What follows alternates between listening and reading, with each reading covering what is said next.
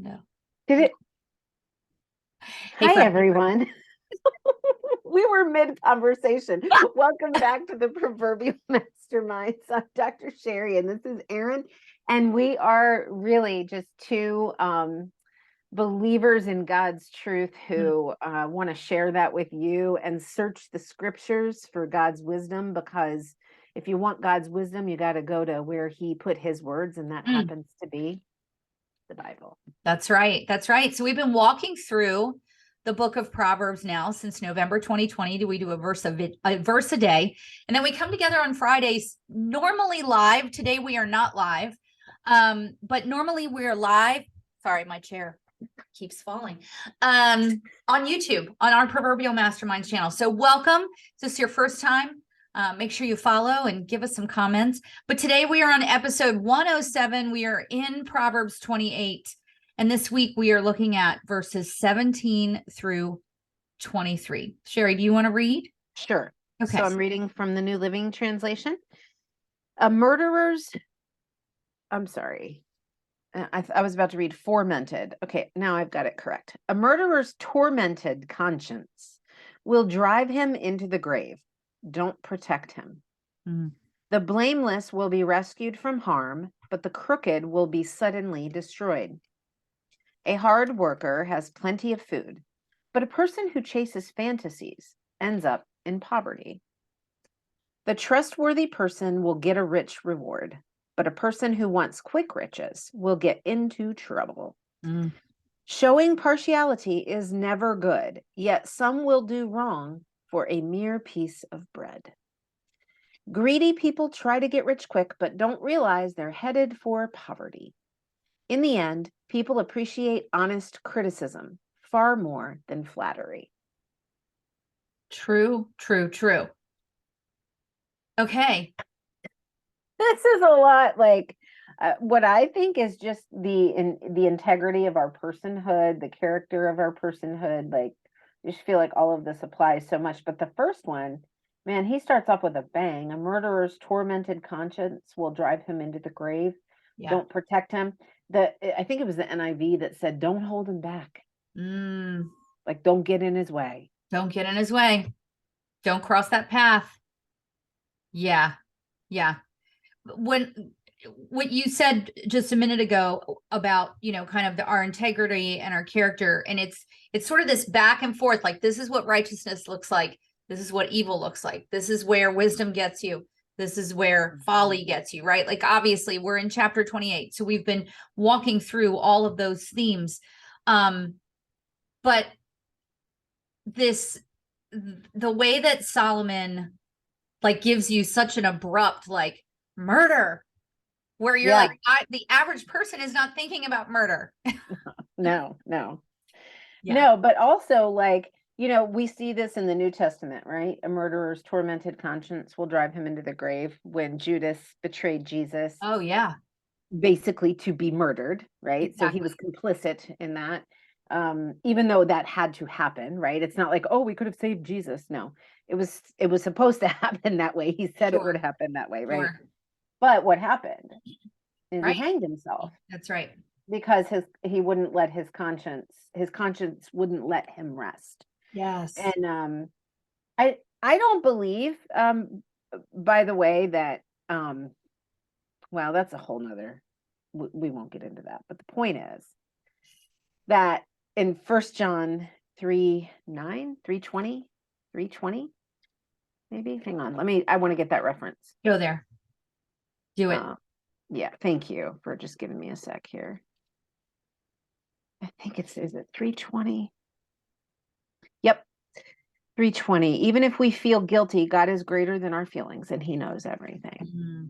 Yeah. So just remember that God can redeem anything, even when we are riddled with guilt or shame from choices that we've made. He can redeem anything. That's right. And how much grace he gives us in that. We were having a conversation about that earlier in a situation that I was facing, but I even had a similar conversation with a friend of mine about trust and how, we can feel so trusting of the Lord, and then in the next 5 minutes, not, right? And like, why do we waver this way? And she said, God already knows this. And that's why he gives us grace. So I love that. I love that. All right. So in 18, again, this juxtaposition of he who walks blamelessly and uprightly being safe, but he who is crooked suddenly falling. So, seeing that difference. And what I find so interesting is that we have those moments where we're not walking righteously, right? That we're not, That's right. that we're not walking uprightly. And what happens? We fall. Yeah. Yep, we do. Right. Right. We do. But because we have Jesus, he always promises that when we call out to him, he will rescue us. That's right. Yes. Over and over again, to go back to what we were talking about earlier in Psalm 107, it keeps saying that the people did stupid stuff. And then they were like, Lord, help us. And then he helped them. And how, yeah. Yeah. Like how faithful and merciful, really. Amen. That Amen. he's still willing to come to our rescue. Yeah.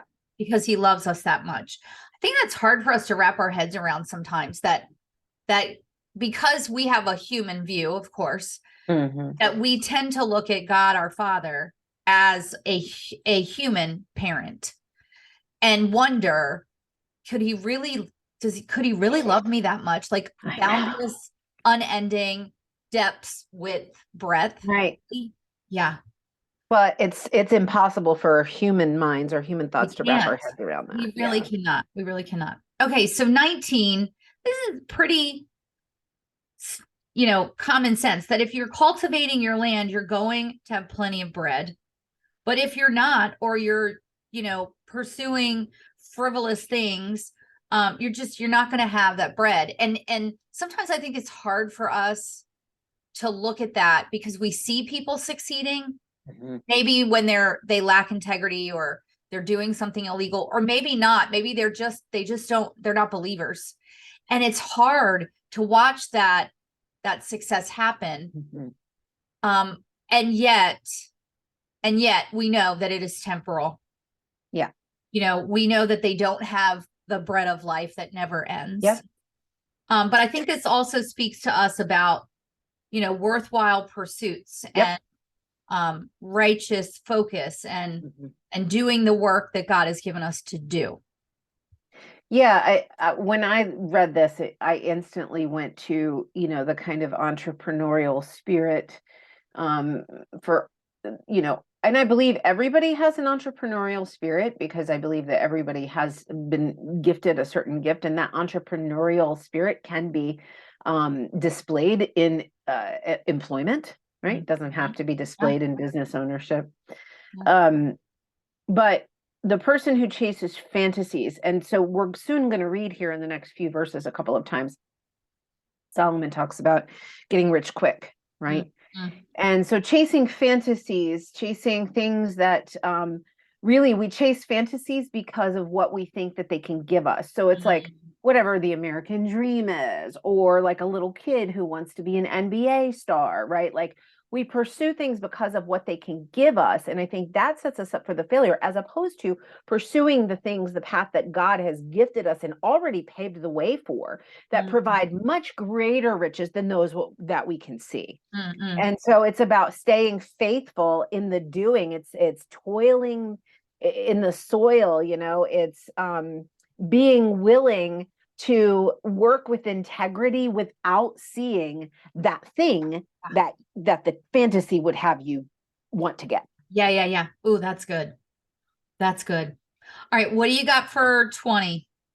So the trustworthy person will get a rich reward, but a person who wants quick riches will get into trouble. Well, why? So it's juxtaposing the trustworthy, or the person of integrity, the person who will stick to their morals, their compass, their convictions, right? But a person who gets rich quickly will compromise those consistently. Wow.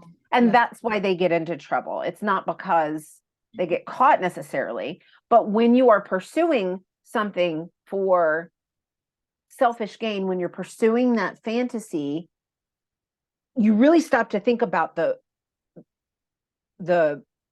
decisions that you're making, and your eyes are completely on that outcome, right? As opposed to, one of the things that I have learned that God has showed me in the journey is I have to divorce myself from the thing that I'm going towards. In fact, I don't even know what I'm going towards. He Yeah. does. I don't need to know that. What I need to focus on is how I'm honoring Ooh. the time, the resource, the money, the relationships, Yeah. whatever. Yeah. How am I honoring that right now? That is the only thing that matters to the person who is pursuing success God's way. Yeah. Yes. You know, that's powerful, because how often do we get out ahead and we're anxious because we're looking too far ahead, Mm-hmm. you know, not savoring the moment. I was coaching one of my clients earlier this week, and she's going to an event this weekend, and she's talking about all the things that are happening in her business and what she wanted to get out of this event, but that she was feeling, very like frantic and anxious. And I said, what if you just went to the event to be present? Yeah. Like, not to get anything from Mhm. it, not to make connections, like just to show up and walk in and let God Right. show you what he wants you. Yep. Right. And I think that there's so much peace to that. Well, and we're more likely. So think about it. If your eyes are on the outcome of what you think you're supposed to have, of the riches or whatever the fantasy is that you're chasing, if your eyes are on that, and then you like look around and you go, oh, well, this path is taking me this way, but this is over here. Mm-hmm. You're going to compromise and you're going to start, let me climb over these rocks, right? Yes. And you're going to get into trouble. You're going to break your ankle. You're going to do whatever because you're trying to take a shortcut. Yeah. And that's what happens when we keep our eyes on that temporal thing that we think we're supposed to have. But we're meant for so much more than that. Like that, it can't fill. Going back to what you were talking about in verse 17, I guess, about the bread of life, no, 18. 19. I think 17, 18, 19. One of these. 19. Right. Yeah. Like the bread of life is the only thing that can satisfy. And that's that contentment of the journey of where you are right now, not what comes next, right? Like Matthew, the book of Matthew talks about, the lilies of the field. Don't worry about what's going to happen to them tomorrow. Spin and toil. No, they just show up and shine. That's it, right? Like if God is feeding, and it says that there too, right? Like if God provides for the ravens, yeah, amen. you not think he's going to do that for you? So I have to share this story really quickly because it's demonstrative of what you were just talking about. Yeah. So when I first moved here, I was waiting to get my first royalty check from my last book that I wrote from KDP, from Amazon, right? And I kind of knew what it was going to be, but when I got it, I was like, I opened it and I was like, that's it? I was like, really? That's it? Like, how am I supposed to live on this, God? Right? Yeah. At that moment, God has the best sense of humor. At that moment, I turned and I looked out the window to sit in my lament. And I looked out the window and the field beside my house was covered with birds getting food. Oh. And he was like, this is how it works. Yes. Oh, what a visual. Oh, it was so good. So good. And again, how gracious of him to be willing to show us that. To show me that. Exactly. Yeah. Yep. Oh, that's so good. Okay. So 21. We know showing favoritism is not good. And we have to be careful there, right? Because as we are called to love people, yeah. I don't know where it says in the Bible, but in so many words, like God is no respecter of person. So like the rain and the sun fall on both the good and the evil. That's right. Right. There is no favoritism. Now, could you say that God favors his children? Yeah, I think you could say that, but he's God. He is God and we are not. Right? Like he gets to do that. Right. Yes.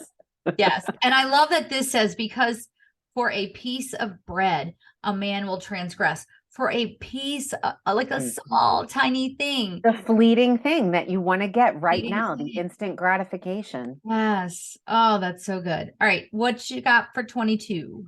Well, greedy people try to get rich quick, but they don't realize they're headed for poverty. Yeah.